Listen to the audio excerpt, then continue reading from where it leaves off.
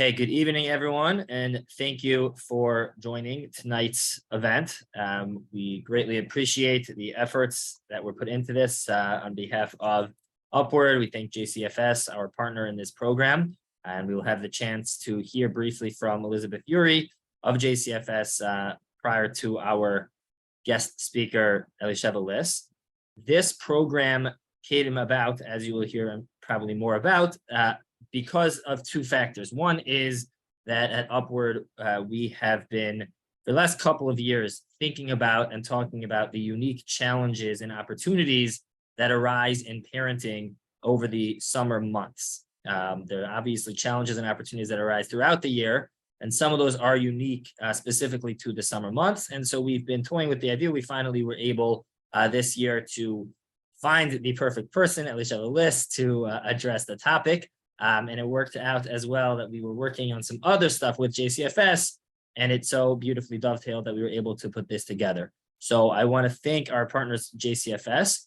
And before, I just want to introduce Elisheva before we hear from Elizabeth. Many of you likely familiar already with Elisheva's work through her writing or speaking in other capacities. But just for those of you who may not be, Elisheva is a licensed marriage and family therapist in private practice who is a writer and lecturer and homeschooling mom. Her book, which explains how to use her narrative therapy approach, is titled Find Your Horizon of Healthy Thinking, a 3-step guide for better living, and has many digital courses as well. And she's very well known also for her blog, which has over 150 articles and case stories, as well as much video and audio content, which can also be found on her website, elishevaliss.com. Elisheva is a mom and professional who we thought was in a perfect position to take the lead and to address some of these topics that come up over the summer. There will be an opportunity at the end for questions. Feel free to also submit questions along the way. We will try to either integrate them in the course of the talk, or we will address them at the end if not. So Elisheva, thank you so much for joining us. And Elizabeth, thank you for your partnership. And I turn it over to you briefly to speak prior to Elisheva. Thank you so much. My name is Elizabeth Yuri. I am the Director of Jewish Community Engagement at JCFS, Jewish Children and Family Services. I'm thrilled to be here this evening, part of this program. We work really well with Upward Community and are thrilled to be considered partners. And just a little bit about JCFS. We are in Chicago. We're a nonprofit social service organization. And you may know us from Smart Kids, which we've gone into your schools this year and taught your children. Thank you so much. It's a safety program for preschoolers to 4th graders. You may have heard a little bit about it when they came home. And we continue to work with the schools, and we also offer social services such as therapy and job training and skills. So if you have any questions, Rabbi, you're going to put the email for Bracha Jakowski into the chat. You can contact Bracha and she can answer your questions for you. And thank you so much for coming tonight. We know there's lots of things going on out there, and we really appreciate you spending time here. Thank you, Elizabeth. And Elisheva, it is all yours. Okay, thank you so much for inviting me. Thank you for those introductory words. I always feel woefully inadequate to talk about parenting. The first few times people asked me to speak on parenting, I was like, let me just wait until my youngest kid is like 30 and nobody is an axe murderer. And then I'll feel like I have maybe a little bit of confidence to talk about the subject of parenting. The one thing I know for sure about parenting is that nobody really knows anything for sure. And so even though you use the terrifying word perfect as far as describing what we're going to talk about tonight, I feel so, so imperfect as a parent. But I think that when we were discussing whether this would be something that I would be comfortable doing, you said, I think part of why it would be valuable to have this conversation is because so many parents do feel a little bit lost, a little bit imperfect, a little bit like we're kind of learning on the job for something that really should require like multiple PhDs. And so that being said, with the awareness that, I am a professional marriage and family therapist, but I don't think there's such a thing as a professional parent. And I think the most confident parenting experts are sometimes people who maybe haven't been parents yet. Sometimes, not always, because once you have your own children, very often you learn like what you thought was so for sure isn't always necessarily right for everyone. But that being said, I do think there's wisdom out there to be gleaned from parents and professionals and research based on their own experiences and some trial and error and institutional wisdom. And we don't need to reinvent the wheel. We can learn lessons through osmosis also. So I really think that when Rabbi Bressler called me and started to tell me about the work of Upward, I was already familiar with the Jewish Children Family Services in New York. I assume it's a similar program. Just the fact that these resources exist today makes my heart so happy. I feel like the way that our communities have been prioritizing mental health, family health, relational health is really blossoming. Every year we're seeing more and more growth. And I feel so proud and encouraged by that, as a human, as a Jew, as a mom, as a therapist. So I wanted to just kind of start with some optimistic words because we are going to be talking about some stuff today that's a little bit heavy. Okay, so when it comes to thinking about the summer, obviously the schedule is going to be very different than it is during the school year, right? The school year has its own challenges. For some people, it's a pleasure because it's like clockwork. We know what to expect and we just have a system in place. For some people, it's really stressful because there's so much on the plate. But when we move into the summer, we're usually working with a change in schedule, definitely change in weather, sometimes changes in activities. And every family is going to be different in terms of parental responsibilities and children's needs, the ages of the children, the programs that they're in, the work-life balance, and so it's very, very hard to make blanket statements. And I think that a lot of parents, myself included, sometimes get like a little overwhelmed by how much advice and information and research there is out there. And we're like, oh no, am I doing that thing that just everyone came out with and said you're supposed to do? And I think it's important to recognize that it's great to consume a lot of knowledge and wisdom, but it's also good to be a discerning consumer of this information and figure out like, okay, that's a cool idea, but is it going to work for my family? Is it going to work for me and my lifestyle? So that's one thing to, I think, keep in mind. I think that there is, when it comes to worrying about the safety and trying to take care of our kids, this like range between, the extremes of, let's say, helicopter parenting and like the free range, laissez-faire kind of parenting. And like with most things, I think probably many parents want to aim for kind of a golden mean. We don't want to give, put our kids straitjacketed so that they are afraid of the world. We don't want to bubble wrap them. And we also don't want to, God forbid, make it that they're not supervised properly. And just to make things interesting, the rules change all the time, right? Like what's appropriate parenting for a 5-year-old in terms of supervision and safety and freedom and responsibility is very different than for a 10-year-old or a 15-year-old. So once you get used to one stage, it comes time to learn the next stage. And what one 10-year-old child could potentially do very well, another 10-year-old child would not be safe to do. So it's not just about the age or developmental level of the child, but also the personality of the child. And I think that there's that same subjectivity and relativity when it comes to structures, rules, strictness, and boundaries, right? So, and that's specific to the children and also to the families. So let's say, I'll tell you I think it's a funny story. My two older kids were terrible, terrible sleepers. My husband and I used to joke like they broke us. Like we were completely beaten down by the idea of bedtime. So much so that my youngest child, at one point, she was in school and the teacher said to her, like, oh, what's your bedtime? And she's like, what's a bedtime? Now, this doesn't mean she was up till all hours of the night, but like the concept of bedtime was something that we had kind of given up on. Like there was a general time frame where the house went to sleep, but that wasn't something that was important to us. I'm not a very structured person by nature, and that kind of colored and informed my parenting. So where there was need for a certain amount of routine and structure, that was something I had to work on because by nature, I'm a little bit more carefree. Some people are the opposite, that they need that routine, that structure, the clock strikes, whatever, and the kids have to go to bed. And neither way is better than the other. You have to do what's going to work for you as a parent and for your co-parent, if you have one, and for the needs of your individual children. I know of people who said that they would like toss and turn as 8, 9, 10-year-olds in bed from like 8 o'clock, which was their bedtime, till 10 o'clock, which was when their body needs to fall asleep. So again, this idea of like structure and regulation is something that has to, kind of have it's a dialogue. There's no manual. There's a lot of manuals, but there's no objective manual. Okay, so let's talk a little bit about safety in general. I had made some notes So if you see me looking off to the side, it's just me looking at my notes, and I'm going to be skipping some of them because some of them are more relevant to little kids. And my understanding is that you are mostly parents of middle school and high school age kids. Is that correct? Is there a way for me to see like a raise of hands or something? Yeah, we're getting it. Okay, great. So I'm going to skip the, although the truth is, honestly, pool safety is important for middle school age kids too. So I'm going to run through this really quickly.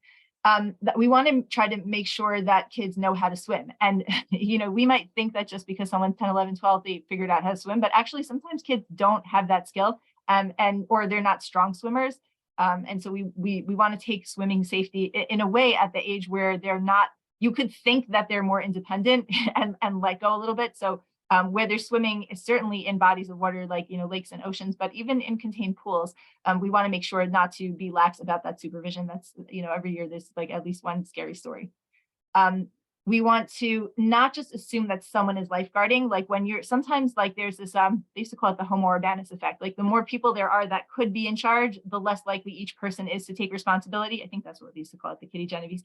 Anyway, so when you have a large group, a barbecue, a get together, a weekend, you know, a meal where there's just like lots of families, sometimes the irony of there's a lot of adults around, so we think everybody's safe, is because there are so many adults around, the kids are not really being supervised because, you know, everyone just assumes, oh, they're fine. So a good thing to do is when there are get-togethers, again, this could be whether it's at a pool or even just, you know, stretches of time where it's not specifically structured activities, try to have a conversation with other parents where you take turns taking a half an hour slot or an hour slot where you're kind of the lifeguard on duty to make sure everybody's safe. Again, not just for swimming, but also for swimming. So this was something that I saw in on an Instagram post by Sterna Suisa. I think I'm saying her name correctly, but she's a parenting personality, and she has a lot of really nice stuff. And she said something that felt very counterintuitive and very intelligent. She said, especially by the pool, but in general, when kids are doing activities where there could be some danger, get in the habit of allowing children to interrupt the grown-ups. So even though in general, we try to train our children to be polite and not interrupt, it's important that they know they can interrupt in situations and places where there could be a potential emergency, even if there isn't such an emergency, because they're not necessarily going to distinguish. They might be waiting for a break in the conversation for something that really its time is of the essence. So afterwards, you could say, you know, oh, you know what, that can wait, but we don't want to be super strict about interrupting. I thought that was just a really interesting insight. I hadn't heard that before, and it makes a lot of sense to me. Okay. Okay. I'm sorry, I'm just skipping some of the stuff that's for little kids. Another word about drowning. Drowning is not usually dramatic. You know, people think of it like in the movies where there's like this like Alicia, violence. I'm sorry, just totally Go ahead, fine to skip. I'm going to just interject. There are some on the call that do also have little kids, so it's to feel like you can't address it. Just okay, not dwell too long on it. Okay, right. Okay, thanks for clarifying. Yeah.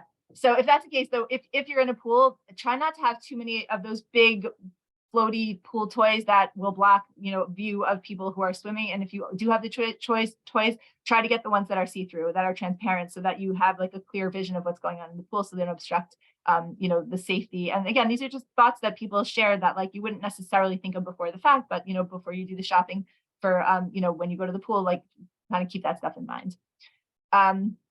Again, with swimming and other activities, actually, if they go out hiking, if they go to play ball in a park, if, you know, kids are doing group activities, especially if they're old enough to go on their own without a lot of adult supervision, try to have a buddy system. You know, it's so easy for like one kid to be left out of the Uber, left off the bus, left at the playground because like everyone thought that somebody else was with them. If each kid has a buddy of like, you just make sure that you don't get this, you know, separated from the group. And this is as true for, you know, 5-year-olds swimming in the shallow end of a pool as it is for 15-year-olds hiking in a, you know, on a nice hiking trail. We want to make sure that each person has somebody that's responsible to look out and make sure they don't get left behind. Okay. Okay, a word about something that's really hard to even think about: babies and toddlers left in hot cars. So we hear these horror stories nearly every year. And one of the most terrifying things about them is that it usually happens in like loving, responsible families. Like I always hear people say like, oh my gosh, how could someone do that? I'm like, I totally understand how someone could do that. We all forget stuff sometimes. These are not like malicious people. You know, so I think it's, you know, it's easy to forget anything. So but we want to try to set ourselves up in a way that minimizes the chances. So for example, people will say, leave your phone or your pocketbook in the back seat next to the car seat. I know it sounds a little crazy that you're less likely to forget a phone than a human baby, but it's not that people are monsters. It's that we're in the habit of grabbing our personal items on the way out because you don't always have a kid in the car, but you're always going to need your wallet. So some of the newer car models actually beep, so it says, please check your rear seats or something like that, or they'll flash the mirror, like the camera of the back seat of the car. But if you don't have a car that does that, you can be creative. If you're driving with a kid there, you can set an alarm on your phone to remind you. You could sew on something that cute, take off your left shoe and put it in the back seat because you won't get out of the car with only one shoe on. You can tie a string between the lever of the driver's seat and the back seat of the car, whatever creative reminders you could think of to protect your children from, potentially devastating accidents, God forbid. In terms of health, hydration, right? We always have stories of kids who are dehydrated, some in more serious ways than others. Kids do not usually remember to drink. So, get those water bottles filled up, freeze them, add whatever sugar you need to make them appealing. Okay, I'm not a medical doctor, don't take my medical advice, but water is important.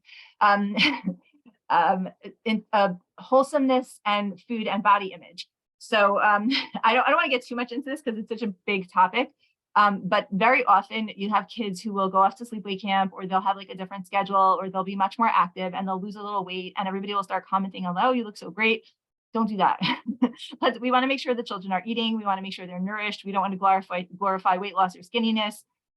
We want to make sure that if you're accustomed to having children fed in school, let's say they get school lunch, or they're used to like a certain routine of having like food available to them in a way during the school year that's different than during the summer, be a little bit intentional and think about, okay, how can I have like grab and go snacks that are nourishing and tasty and enjoyable and things that my children will actually eat. So, on hand, so that, we don't want kids getting, really skinny and gaunt over the summer. We want them to be, healthy and robust. I mean, if they lose a little weight and they're healthy, that's fine, but we don't want to glorify that. We don't want to make that a focus, especially with, the bathing suit season around us, especially those of you who have teenagers. The boys put a lot of pressure on themselves to go to the gym and get muscles, and the girls all want to have beach body. Let's not buy into that culture. Let's not praise things that make it about the body. Even though I'm sure, and, as adults who also grew up in a body shame culture, it's probably not something that we're unaffected by. But we want to, I think I'm speaking for myself, and I would imagine the perspective on these organizations as well, is we want to break that cycle. We don't want to raise children who are hyper focused on what they look like. We want their body to be viewed as something that they want to take good care of, so that they can be healthy and strong and enjoy themselves and do good things in the world, not that it's on display and that they're micromanaging what they look like all the time.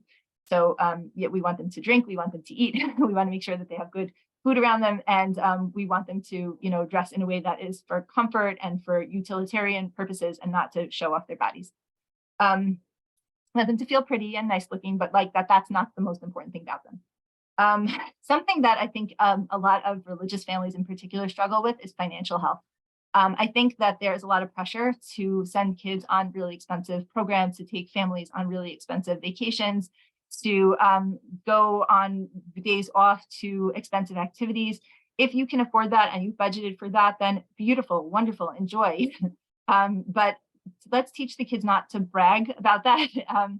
They don't have to, kind of like tell, oh, where did you go for July 4th weekend? Or have you ever been to Disneyland? Like we can kind of like teach our kids to be a little bit more understated, a little bit more sensitive. If they are privileged and they can do these things and have those, more exciting activities that's part of their repertoire, travel and programs like that. And if it's not something that you can afford right now, please don't feel bad about it. Don't feel like you're a failure.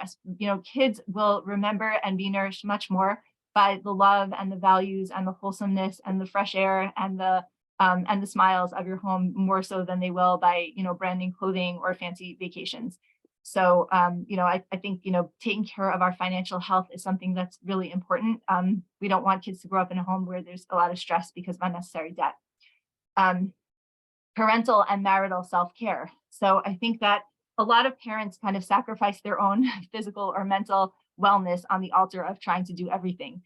There's a lot of pressure to do that, and it's understandable, but I think it's important for ourselves and for our children and for our relationships to keep in mind that it's a balance. And in order for our kids to be raised well and safely, they need to have parents that are taken care of in terms of our own health and wellness, go to the doctor if we're not feeling well, feed and hydrate ourselves as well, move our bodies a little bit. And it's good role modeling. I remember a bunch of years ago when my kids were little, I canceled an afternoon of work and I went out walking with a couple of friends. And I came home, it felt like almost like decadent. And I came home and I was like a little sheepish about it. And my kids were like, Mom, we're so happy you did that. You had a play date. It's good to model to our children that life could be fun for grownups. We don't want them to grow up thinking that like grown-up life is all work and no play. And it really stuck with me because now I make a point of like pointing out to my kids when I'm doing something that's just fun for me, because I want them to know that life is a nice place to be most of the time. Marital self-care. So if you are married, sometimes the summer months are so full of taking care of kids for the extra hours that they're not in school and the extra hours that it's still light outside, that by the time everybody falls away at night, there's not a whole lot of private time for parents. That's tricky. Try to get creative about making sure to keep nurturing your relationship. Because that's another thing that sometimes suffers in the summer. And, again, having conversations and getting creative about making time for yourselves as a couple is so meaningful for you. And again, it's great modeling for the children. Children who are raised by parents who like each other will pick up on that. And that is a good thing. Internet safety. So we have no idea what we're doing, I think. I always discuss this with my friends. We are the first generation, or I think the only generation of people to grow up in a world that did not include household internet and raise children in a world that does. I'm speaking for a very specific age cohort. When I was in college, the really like techie geeky people had this thing called email. That was like the new thing. And so we are, my generation of parents, and I assume some of you as well, are sort of strangers in a strange land. Whatever parental controls, filters, rules, boundaries you're putting on your devices or your kids' devices, I promise you they can get around them. They know more, they know better. I don't think that policing and forbidding and withholding in the long run is very effective for children and teens and young adults. I think that education, inoculation, conversations, discussion around values and safety is really the way to go. I think that arming kids and teens and ourselves, by the way, with information about the lurking, people used to talk about stranger danger as like what they thought was the danger for sexual abuse. And over the last couple of generations, we've learned that, the vast majority of sexual abuse does not happen with strangers. It does happen, but the bigger concern is with people that we know. On the internet, those strangers, there is stranger danger. And so something that happens a lot is that, somebody who is targeting children will find a name that's very culturally similar to the kids, like let's say your kid is in a yeshiva, so they'll go as a 12-year-old named Ari Klein, which sounds like a very generic Jewish kid name. Find some generic picture of a 12-year-old, and really it's some 50-year-old adult that whatever. So we want to alert, and again, we're not trying to terrify our children, but we want to make them aware, and sometimes people get nervous about talking about sexual safety, internet safety, things like that. They're like, oh, we're going to give them nightmares. We're going to make, no. The same way what we teach our children to put on seatbelts, and we're not giving them nightmares about cars crashing and going into flames, right? We very calmly, very lovingly, very matter-of-factly, we tell them, here are the kind of websites that we are allowed to go on because we know that they're safe and they're moderated and whatever. There are other things that might pop up on the screens. We try to avoid them. We try to filter them, but we're not going to get around them completely. There are people online who are exploitative. And so we want to be careful. We don't talk to strangers on the internet, having these conversations so much that you're sick and tired and you can't believe you're even saying it again, even more than that. You can't really overstate this. Okay. Let's talk a little bit about parents sending kids to sleepaway camp. That's something that we get a lot of questions about. I can't see answers, but is that something that people are interested in hearing a little bit about? Okay, so sometimes people get nervous about sending kids out of the house. Out of the house could be for a first play date when they're, in preschool or early elementary school. It could be for a first sleepover. It could be for day camp or school. And it could definitely be for sleepaway camp when they're going to be away for long stretches of time. I also want to just say, I know Elizabeth mentioned this, but I want to reiterate, I think it's so admirable and wonderful that so many busy parents are taking time out of your schedules to really learn and think about this stuff, because it's so important. We want to make sure that our kids can be as informed and equipped as reasonably possible to try and reduce the risk of harm, injury, or abuse. And I say as equipped as reasonably possible and reduce rather than prevent for a couple of reasons. The first reason is that it's never supposed to be a child's responsibility to protect him or herself from harm or injury or abuse in a place that's supposed to be safe or at the hands of adults or older kids who are supposed to be taking care of them. It's not really the child's job to keep him or herself safe, but because we want to empower our kids, we do the best we can. But we should never give them the feeling that it's their responsibility. Even if we teach our children as best we can, and even if they do exactly as we ask them to, there are sometimes situations where even all of those protective measures would not have prevented certain unfortunate or even tragic events. And so again, we're trying to reduce and manage the risks, but there are never any, there are never complete guarantees. And I think that's one of the hardest things as a loving, caring parent to accept. But ironically, the more we acknowledge and accept that, the less chronic anxiety we have on this issue. Again, we're not trying to scare anybody, but we just need to confront the reality that anytime we allow a child to venture out of our sight, we're taking a certain amount of risk. And it is necessary to take these calculated risks because, raising a child that never leaves the parent's sight is deeply dysfunctional.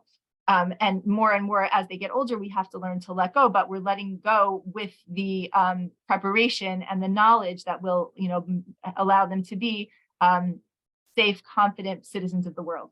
And that's true whether you're going to sleepaway camp, day camp, school, extracurricular activities, shul, synagogue, a play date, or even a friend or relative's house. Because tragically, abuse, injury, illness, all those things can and do happen in all those contexts. Again, we can't prevent all of it, but we can, kind of lay the foundation to reduce risks. One example that I think of a lot, because this is like kind of the stage of life that I'm in, is when each kid starts to drive for the first time with their own license. I lost probably almost as much sleep over that as I did when they were newborns. It can be so scary, but also it's the only way that they become independent, competent drivers, right? Of course, we want to make sure they've had adequate practice and they've demonstrated good driving skills and judgment and responsibility, right? We don't want to let our kids, if there's a particular kid who's being a daredevil and being silly and or likes to drink or speeding, so that kid doesn't get driving privileges, even if they're technically old enough and have a license. But assuming that you're dealing with a kid who is, demonstrating, both the skills and the responsibility and the good judgment in those areas, the only cure for inexperience is experience, unfortunately. And so we have to let them drive sometimes. Okay. So safety education for health and body boundaries, sexual health, and open communication with parents should ideally start from as young as the toddler years. And my hope is that the summer talks are not like the one and only time that parents have conversations with kids about these things, but it's a little more specific to camp. I have a lot about that on my website and my blog about sex ed. So if you're interested in that, some resources and things that you can read and watch about that. The statistics have been and continue to be somewhat alarming as far as the percentages and numbers of teens and young adults who've experienced some form of abuse. But things are thankfully slowly changing for the better. As far as communities and families and organizations working on ways to both prevent and respond to the phenomenon. Tonight's event and the host organizations are a great example of this. More education, more conversation, more activism, more accountability, more support for families and survivors, and more consequences for predators. I remember once when my kids were young, I had called a prospective sleepaway camp that we were thinking of sending our kids to and asked what they do about abuse prevention programming. This was years ago. And the director answered me in a way that felt like very condescending and dismissive. It sounded like he thought the question was offensive, that I was just being like a neurotic parent. And he's like, yeah, there's no need for that, something like that in a camp like this. And then a few years later, I heard that this camp, along with many other camps and schools, had instituted some really excellent staff training and camper training safety protocols. So it was, obviously it's like not fun to be dismissed, but it was nice to hear that there's been, growth and progress in this area. Thank God. It also used to be that sleepaway camps were all like very against the kids calling home. And they used to like send home these explanations about how, calling home makes homesickness worse. And it paints an inaccurate picture for the parents of what's happening there. And it inhibits kids from learning how to solve their own problems. So I'm not sure that's so true. I think there's sometimes some truth to it, depending on, the situation. But whether or not that's true, depending on the child, depending on the situation, policies like that, where kids don't have access to be able to reach their parents, would enable abuse to go on unreported for longer. A scared or traumatized child is less likely to turn to an unfamiliar adult for help than a parent, although we do want to empower kids and talk to them about who is safe and who is likely to be a good resource to go to in case of anything, even if they're just not feeling well in camp. but not letting the kids have any access to parents was a danger, and thankfully it feels like more and more camps are figuring out creative and intelligent ways to allow for family communication in ways that doesn't become overwhelming to the camp system, but also creates more possibility for communication in case of, not even just in case of it. I think it is healthy for kids to have access to their parents. So that's another nice development that we're seeing. Fortunately, we see organizations that like camps and schools becoming more transparent and flexible about facilitating the trainings, the communication home, even if it's less convenient for the staff. Okay, so here are some tips to help you. By the way, should we pause here for a second, see if anybody has any specific questions? Because there's more to say, but I'd love to attend to questions if people have any. Yeah, there was one question that came in Okay. regards to the discussion about the internet. Someone Yeah. wanted to clarify, are you saying that filters are not needed because kids can get around them and education is the way to go? Or are you saying, in addition to filters, don't assume filters enough are sufficient? Yeah, that's a good question. So in terms of like the general consensus among, mental health professionals, I think the idea obviously depends on the age of the child, but I think certainly for the younger set, whatever filters and parent controls you can put in, that's great.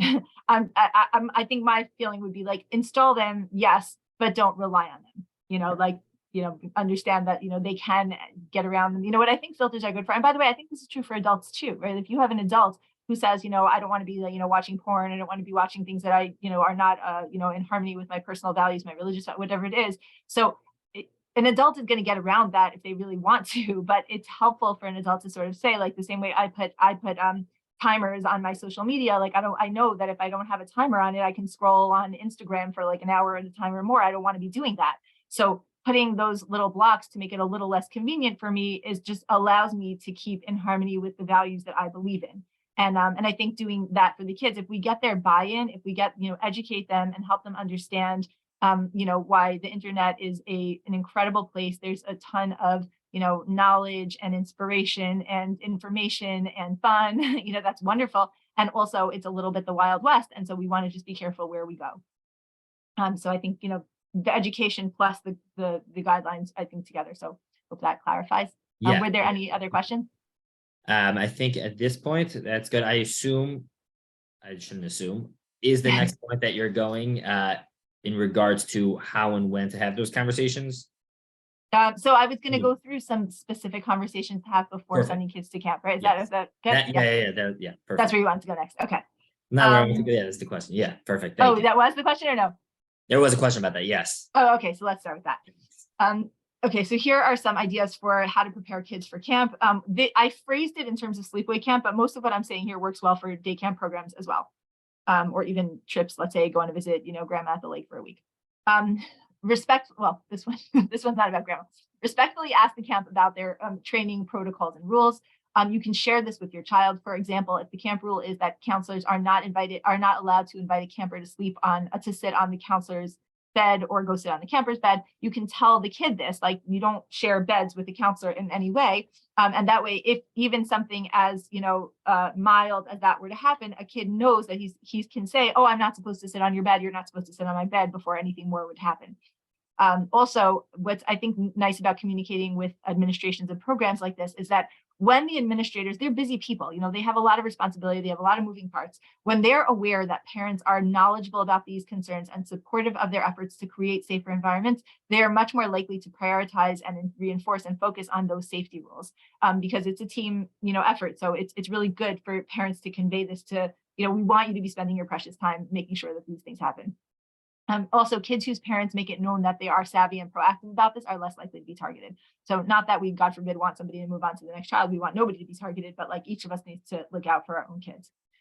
Another thing is we want to remind our children multiple times about all kinds of safety, right? Like, make sure there's a lifeguard when you're swimming, stay in your bunkhouse after curfew, make sure to hydrate, use sunscreen. And also, no one's ever allowed to touch you if you don't want them to, especially in the parts of the body that are normally covered, especially the bathing suit. If there's ever a kind of touch that you don't want, whether it's, even if it's not inappropriate in the obvious sense of it, like let's say somebody's hugging you a lot. Let's say they're bullying in like a subtle way, like when kids will do that thing where they ram their shoulder into you just lightly enough that other people wouldn't notice it, but like it's mean, if somebody's putting an arm around you, sometimes like a lot of girls will do this, they'll put their arm around the other one's waist and you see the other one kind of cringing, like, I don't like that, playing with your hair. We can teach kids to set respectful, compassionate boundaries. Oh, I don't really like it when people play with my hair. It's okay. We don't have to worry about hurting someone's feelings if we politely set a boundary. They might be a little uncomfortable, but that's okay. It's more okay for, it's more important to learn how to set the boundary and, and to model for the other child as well, that like, if you don't want somebody to touch you, then they shouldn't be touching you. We should also teach our kids to show the same respect to others about their body's boundaries and personal items. No one, not even an adult or counselor, is allowed to touch or ask to see your private parts. You should never ask, or you should never touch or ask to see somebody else's. Teach them the proper names for their body parts, right? Don't just say private parts. They should know what their private parts are, as well as, and also, this was actually something that my kids taught me. I did not teach them this, and they told me afterwards that was missing. I always ask them, like, what was missing from education?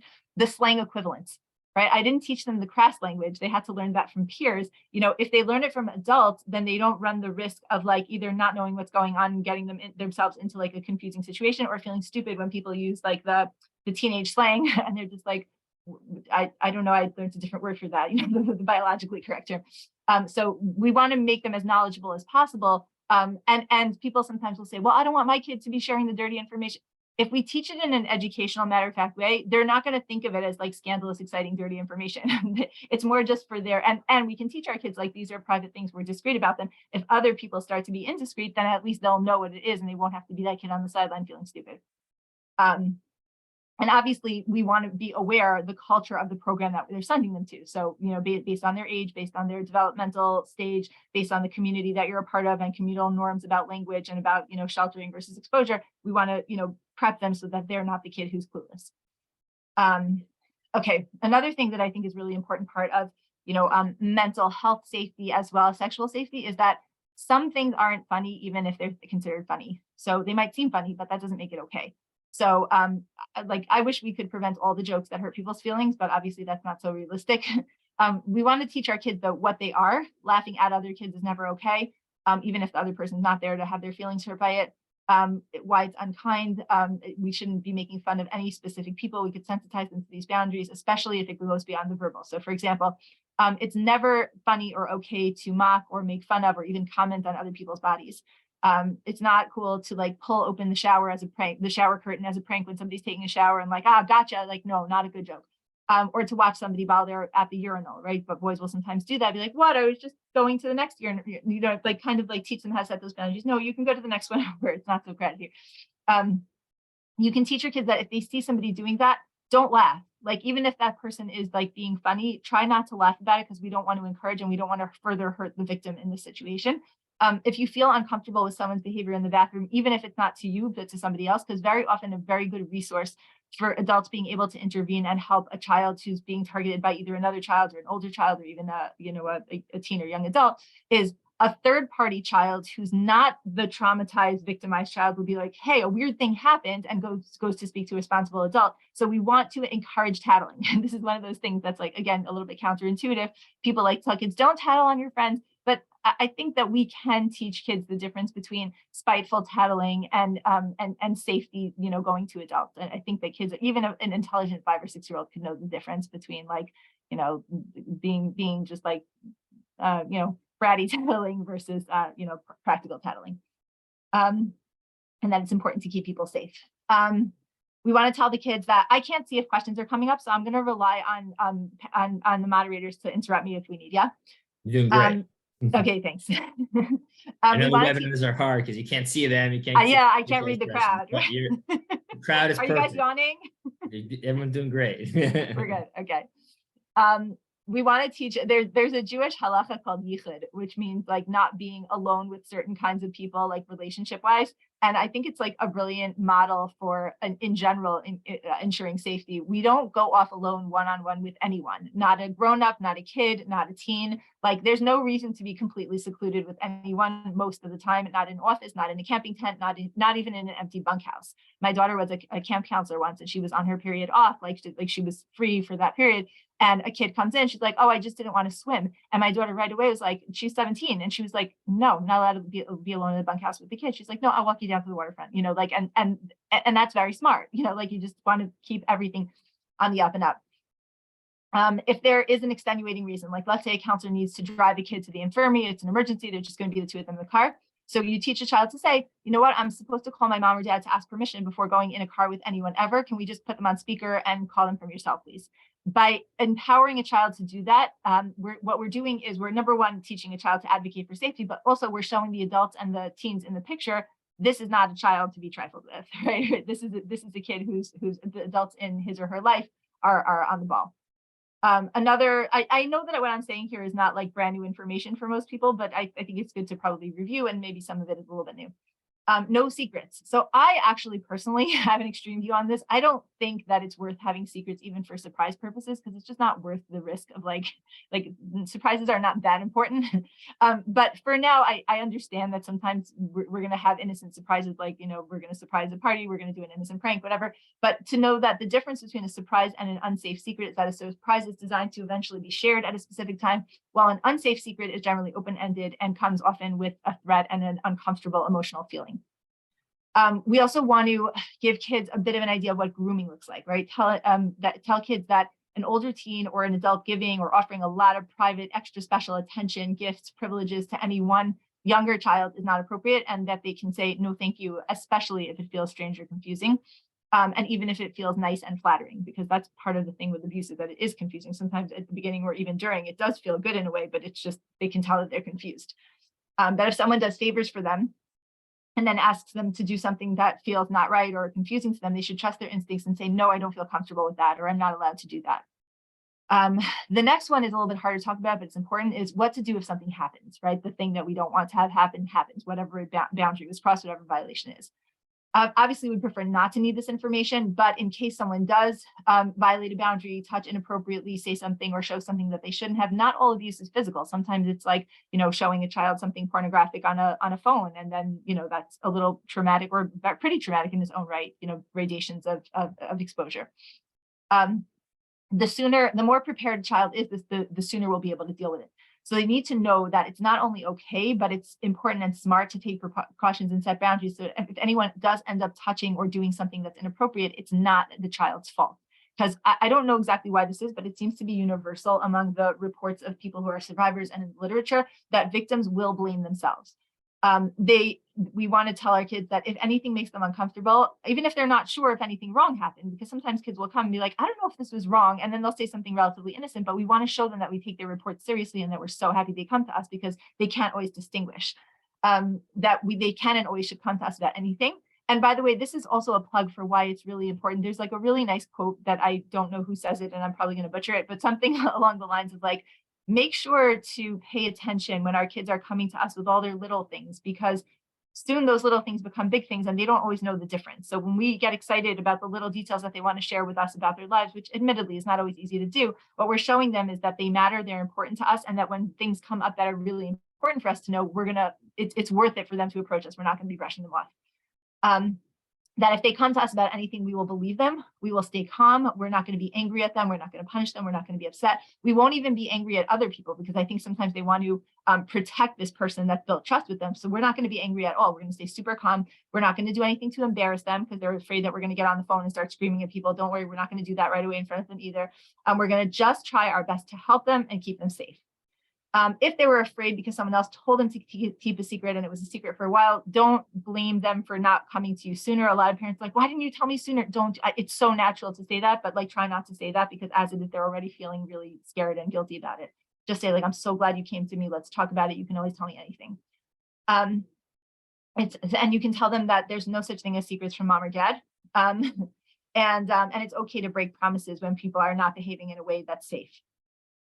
We can give kids like a code word or phrase to say like when they're on a call, one that we don't usually otherwise use, but it could be used in a way that's not super suspicious to let you know if there's something that they're concerned about, if they don't want to say it explicitly in front of others. So for example, something that I heard once was like, let's say if a kid said like, oh, did you sign me up for soccer league this year? And they totally don't take soccer, right? Like that would be the kind of thing that it doesn't, it's not a bizarre thing to say like, oh, are the kangaroos in our backyard? Like, but it's, it would be a very clear line of like, okay, something's going on here and we need to find some place, a way to talk privately.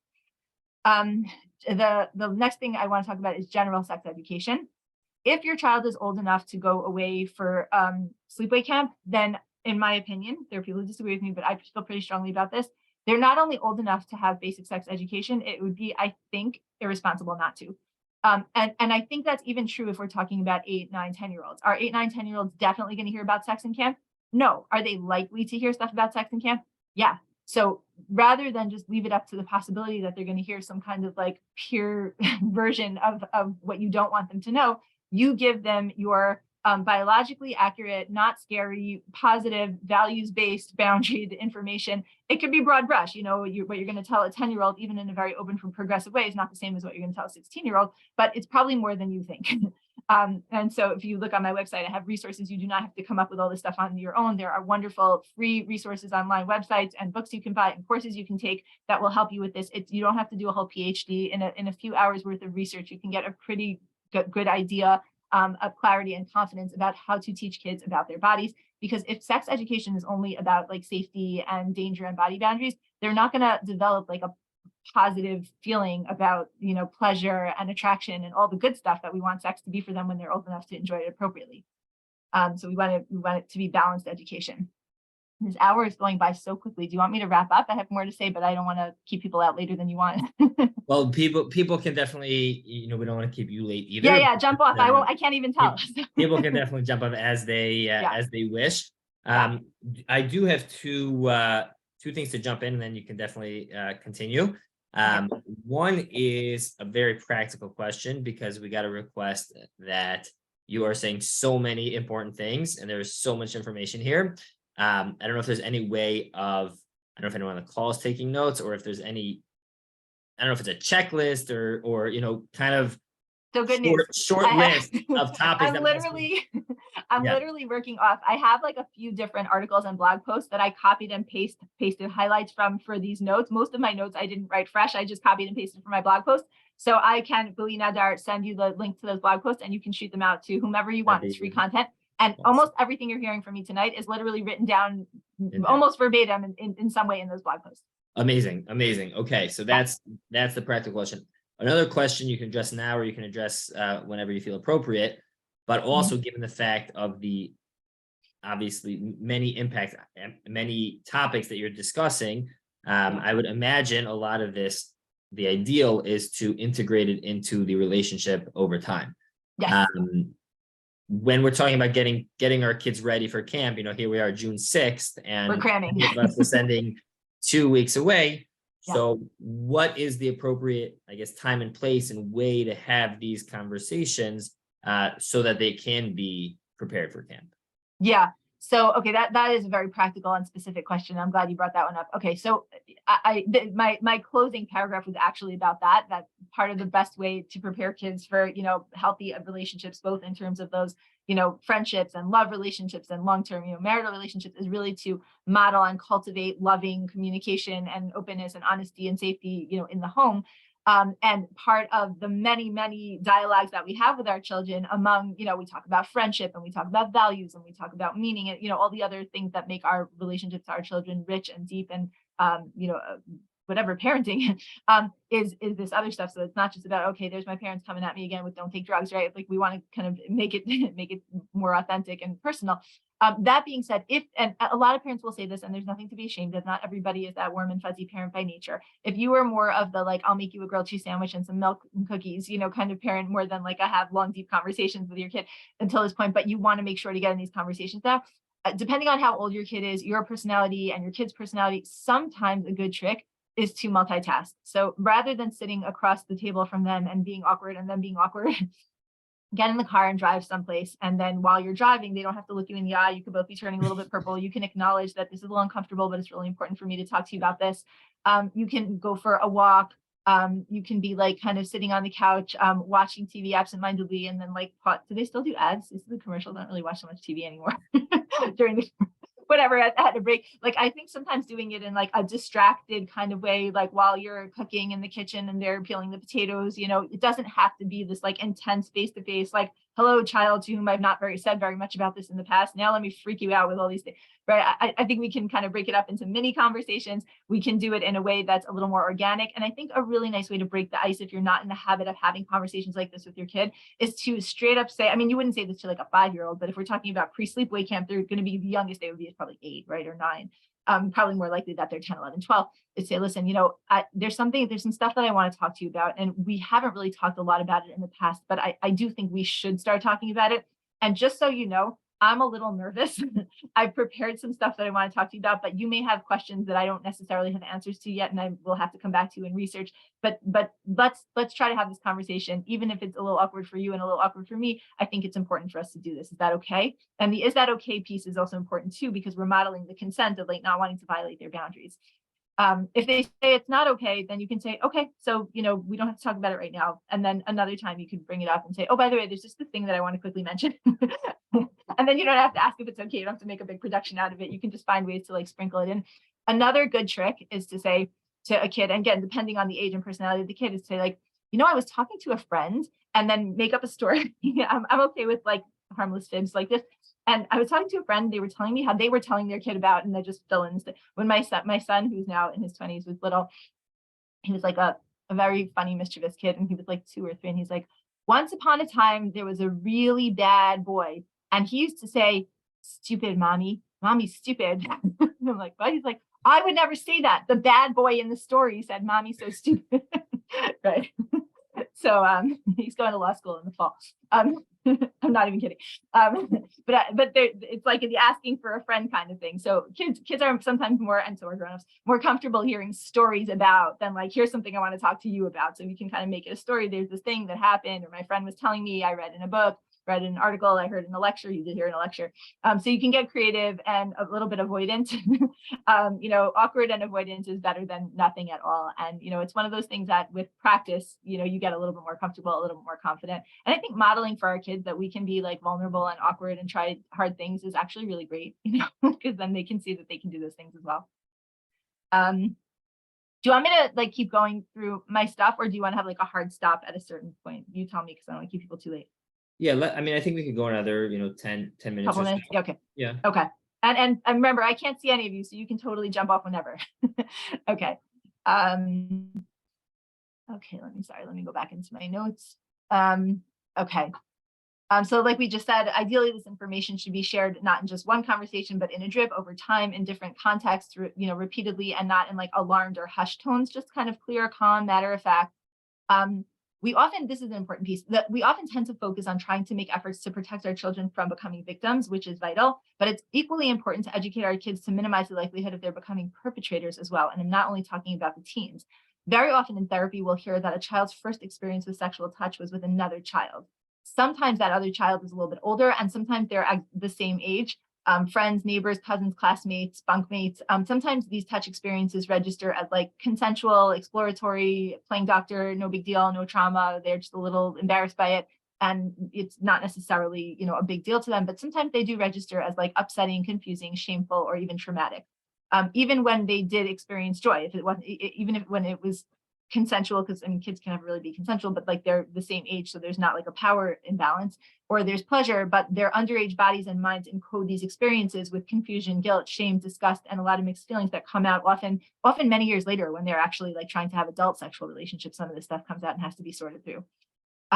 So these feelings and memories can create problems, and they can impact sexual, emotional, and relational functioning later on in different ways. So what some people might not realize is that a child who either knowingly or unwittingly takes advantage of another child in this way is also at risk for psychological damage themselves and other repercussions. Both kids are. So we want to save kids from each other and from themselves, right? Like knowledge is power in this way. So when we're sitting with kids and we're reading and discussing how no one's allowed to hurt them, touch their private parts, be secluded with them, ask to look or touch them in sexual ways, all those things that we said before, also take an extra minute or two to teach the reciprocal message as well. You, my dear child, are likewise not allowed to touch, hurt, or stare at anybody else's genitals, private parts, or ask them to do that to you. The thought of our own, one's own child being at risk for victimizing another child is really horrific to imagine, but it does happen in schools and camps, often right under the noses of caring but sometimes oblivious adults and young counselors, and often involving children from very wholesome families. Sometimes, although definitely not always, children acting out sexually with one another can be an indicator that one or more of these kids has been touched inappropriately by an adult or older teen and is mimicking the behavior. But sometimes they're really just a game of doctor gone awry. So we want to try to nip that in the bud as soon as possible and preempt it by teaching those safe boundaries, before it gets to be something that create a problem. If you have teen children who will be responsible for younger children, I had this once, one of my big boys, when he was a teenager, he was really shaken up. He was working in a day camp, and a little kid came up to him and smacked him on the thigh and said, "Ha, you could go to jail for that." And he was so scared. And, thankfully this was in public, everybody saw it happen. But this is, we want to make sure that the teens recognize that in following the guidelines that they're taught in camp is not only protection for the children, but also protection for themselves. Because, sometimes now, because there is so much talk about it, kids will report everything, and you want to make sure that the older kids are keeping their noses squeaky clean, A, for the safety of the children, 1, 2, and 3, but B, also for their own safety. To be cautious not to allow themselves to be put in situations where they're isolated one-on-one with a younger child, and decrease the likelihood of secret inappropriate interactions and the danger of mistaken or false allegations, which could ruin lives. They should also be careful to lock, hide, or filter devices, because in some of the camps, the kids are not allowed to bring their phones or laptops, but the counselors are. And then sometimes the kids get hold of the counselor's stuff and find things that they shouldn't find. Every year we hear a little bit of that. So that's a preventable issue. That can be prevented. While we need to continue to educate kids for their protection, we also want to add education and instruction that promotes the safety of others around them and reduce the epidemic of child sexual abuse to whatever extent possible. A lot of people will say, this feels like a little extra, right? This isn't really necessary for all the kids, right? And they're right. Thank God. This is not necessary for every single child. Most cars don't crash, thank God, but we always try to wear our seatbelts, and we teach our children to do that too. Most schools don't have fires, but all the schools do fire drills, right? We take these safety precautions because it's a relatively simple way to calmly and clearly just prepare for dangers that do sometimes happen, and hopefully will happen less, once we take, appropriate measures. It's worth these few conversations. A great way to invest in having the kinds of kids who will have the confidence to advocate for their own boundaries and safety and well-being is to invest in our relationships with them, spend time with them one-on-one, in groups, get to know their friends, show interest in their hobbies and what they want to share, and their humor and what they're reading and what they're watching. Try to enjoy them by doing things you both enjoy together. I know it's not easy. I know everyone's busy. There's so many demands on us as parents. I'm just making a plug for this. You do the imperfect best you can. Take care of yourselves as parents, your physical health, your mental health, your relational health, your financial health. Take care of yourselves, your partners, your co-parents. Take care of your friends and neighbors, and be extra careful to show up as the village for the single parents and for families who are going through tough times and crisis. Yeah, I think that's pretty much everything I wanted to say. Any other questions or comments or anything else that people wanted to add? Amazing. Thank you so much. And that was actually perfect timing. Pardon? That was actually perfect timing. So we were hoping to let people out by now. So I think that there is one final question, Sure. which is a parent who feels underprepared. A parent who feels like, You mean all of us? yeah, exactly. Pretty much. I'm just kidding. I know what they mean, right? Particularly underprepared in this specific topic, right? How can I'm not a therapist, I'm not a professional, I'm not an expert on, parenting or on mental health, abuse prevention, conversations, etc. Is it better for that parent to do their best to have the conversation, or is it better to, let's say, whether it's with a therapist or a teacher, or find someone outside who can more productively in terms of the information has a better grasp on it? It's a great question. It's really a great question. My response is also a question, but it's a little mean. I'm like, my question is like, well, how badly would you screw it up? You know, like meaning I always like, you know, my bias is like, I really like for the trusted, safe adult in a child's life, all things being equal, to ideally be, you know, a parent, you know, or a grandparent, you know, a primary caregiver.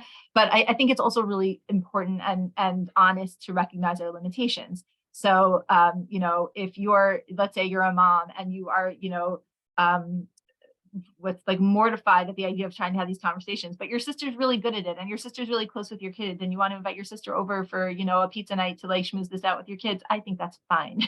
I don't want it to be a stranger because it feels like, you know, it's a relational thing. But I do like a lot of like those specific tips of like before camp, they're all in like one, you know, 2-3 page blog post. You can even literally read out the blog post, say, look, I don't really know that much about this stuff, but I feel strongly that I want you to be prepared. So I'm just going to read this blog post to you and we can talk about it together. You know, I think that could be good. There are some websites, I don't know of any Jewish ones, but I've seen some like general ones out there. I wish I had written down what they were, but if you do a quick Google search, you know, prepare kids for camp safety, you know, kind of thing, where they have like little cute cartoon videos that are not scary and very clear and straightforward that you could use. But, you know, as a crutch and in a crunch for the last few weeks before camp, if you don't have time to binge on all this material, which it's really not that much, we're going to send the blog post out. But if you are nervous or, you know, you can use those resources for now. But I do encourage people to try to make themselves a little bit, you know, more knowledgeable and literate over time, you know, if you can. Yeah, and if I could add my own 2 cents on that as Please. we wrap up, just coming Yeah. from you know, from my perspective at least, is Thank you. you know, is that I think that there's also a powerful tool here, because these conversations, one part is keeping our children safe to go to camp, and a whole nother part is the relationship building that comes through these conversations, even more so than anything else. And so I would encourage myself and parents personally to try to read those blogs. If it can happen before in the next 2 weeks, that's, you know, that's one thing, but as a whole, to try to make it our mission as parents to really get educated and be able to have those conversations, because yes, we can have the aunt over and have that conversation, but we also then lose out on that connecting point with our children, which I think is a crucial point to be able to make these conversations go further. Yeah, you're so right. And another piece that to piggyback on top of what you're saying is that, again, God forbid, in case of something coming up, or even if it's not like a God forbid, but in case of something coming up, your kid gets their period, you know, it has the first wet dream, you know, these are things that are not, these are healthy things that are developmentally, you know, and we want that kid to know, I can go to mom, I can go to dad, I don't have to wait for, you know, Aunt Lucy to come over, you know, like that I think the next, and certainly if there's something of concern, we want to know that, you know, even if you're personally a little bit repressed, you want to work on that for yourself anyway, but certainly for your kids, we want to break that so that they feel like there's nothing that I can't talk to, you know, mom and dad about. But I think in the meantime, if you're feeling like, oh my gosh, there's so much I want to cover and there's not enough time, a little bit of help, a little bit of, you know, cheat sheet, that's fine for now, but it's a worthwhile investment in the meantime. So thank you. Elizabeth, did you want to add something before we let Elisheva go? I loved all the information that you shared. I think I've been nodding yes up and down for so long. Yeah, okay, fine. No, I It saw was your so nice having at least a few faces to talk to. No, thank you so much for all your information. And just to piggyback on what you were just saying, and not only does it, and same with you, Rabbi, not only does it give the child permission to come back to their parents to have that conversation, you're modeling it's okay not to be perfect and not to know everything. And that so you're saying to your kids, let me research that and I'll get back to you. You're giving them permission to do the same thing. Right. It's so liberating for everyone, you know? Right, absolutely. Phew, I don't have to be perfect. Yeah. It was so nice meeting you all. Yeah, so thank you so much, Elisheva. And again, we will try to get that information and blast it out via email and whatnot to get it to our listeners. And I thank again Elizabeth and Bracha from JCFS for partnering. Again, Bracha, I know I put Bracha's email in the chat at the beginning of the night, but again, it's Bracha Jakowski. You can look at her screen how to spell it at jcfs.org. Also, if you have any further questions for us at Upward, you can reach out to us via the email at info@upwardcommunitychicago.org. Hopefully you got that as well. But thank you all for joining tonight. And Elisheva, thank you again so much for your time. Thank you. My pleasure. So nice to see you all. Have an amazing, safe, happy, healthy summer, everyone. Thank you. All the best.